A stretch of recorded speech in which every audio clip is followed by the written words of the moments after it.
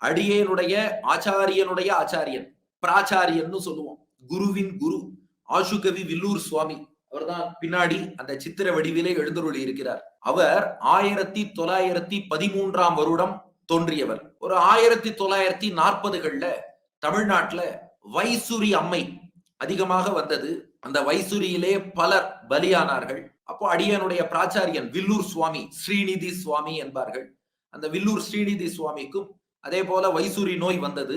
அந்த நோயால் பாதிக்கப்பட்ட நிலையில மருத்துவர் வந்து பார்த்துட்டு வில்லூர் சுவாமியோட மனைவியை அழைத்து சொல்லிட்டார், இவர் இன்று இரவை தாண்ட மாட்டார், ரொம்ப வாய்ப்பு குறைவா இருக்கு, ரொம்ப கிரிட்டிக்கலா இருக்கார், அதனால இன்று இரவை தாண்டுவது ரொம்ப கஷ்டம், தாண்டினா அது ஒரு மெடிக்கல் மிராக்கள் தான், அந்த கால வைத்திய வசதியை பொறுத்த வரைக்கும் அவ்வளவுதான். அப்போ அந்த இரவு வில்லூர் சுவாமி யோசித்தார், அவர் வடுவூர் ராமனுடைய தீவிர பக்தர், அதனால மனசார வடுவூர் ராமன்ட்ட பிரார்த்தித்தாராம், ராமா எனக்கு உயிர் போறத பத்தி கூட கவலை இல்லடா, ஏன்னா உயிர் போனா நேரா உன்னுடைய திருவடிகளுக்குத்தான் நான் வரப்போறேன், மகிழ்ச்சி தான்.